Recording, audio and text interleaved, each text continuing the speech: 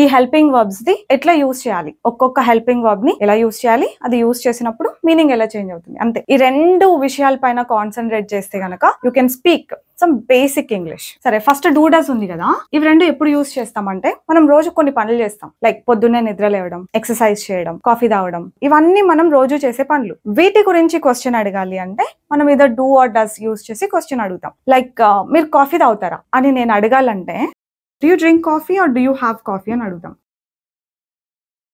Do you have coffee?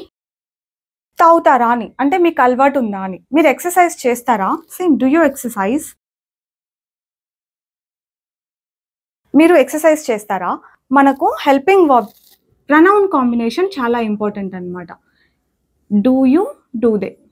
ఎక్కువ ఇలా question అడుగుతాం, డూ యూ, డూ దే. వాళ్ళు మీకు హెల్ప్ చేస్తుంటారా? వాళ్ళు ఇక్కడికి వస్తూ ఉంటారా? వాళ్ళు మీతో మాట్లాడుతూ ఉంటారా? ఇలాంటి క్వశ్చన్స్ అన్ని do they talk to you, do they help you, ఇలా అడుగుతాం. సి, ఒక్క హెల్పింగ్ వర్బ్ యూసేజ్ చూసినప్పుడు అది ఈజీగానే అనిపిస్తుంది. The point is here actually. ఇది తెలుసు, ఈజీ వచ్చేసింది, అట్లా కాదు. మనం ప్రతి ఒక్క helping verb difference తెలియాలన్నమాట.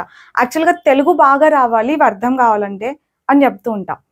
Telugu రాకేముంది, Telugu రోజు మాట్లాడుతున్నాం కదా అని అనుకుంటారు, కానీ తెలుగు మాట్లాడడం వచ్చు, అనలైజ్ చేయడం రాలేదు. అంటే కలిసారా, కలుస్తారా, రేపో ఎల్లుండో కలుస్తారా, ఇప్పుడు కలవడానికి వెళ్తున్నారా, అట్లా 4 రకాలు సెంటెన్సెస్ ఉంటాయి. వీటి మధ్య డిఫరెన్స్ మనం తెలుగులో అర్థం చేసుకోగలిగితే తర్వాత ఇంగ్లీష్ లో ఈ హెల్పింగ్ వర్బ్స్ వాడాలి అని మీకు తెలుస్తుంది. ఇప్పుడు ఇదే సెంటెన్స్ ఉంది, ఇదే క్వశ్చన్ ఉంది, మీరు కాఫీ తాగుతారా అంటే ఇది, తాగారా అంటే వేరు, ఇంకొంచెం సేపుకి తాగుతారా మళ్ళీ అంటే వేరు, ఇప్పుడు తాగుతూ ఉన్నారా అంటే వేరు. ఇది మీకు తెలుసు, బాగా క్లారిటీ ఉంది, ప్రతి వర్బ్ ని ఇట్లా 4 రకాలుగా క్వశ్చన్స్ అడగొచ్చు అని తెలిస్తే మీరు బేసిక్ ఇంగ్లీష్ ఈజీగా మాట్లాడొచ్చు.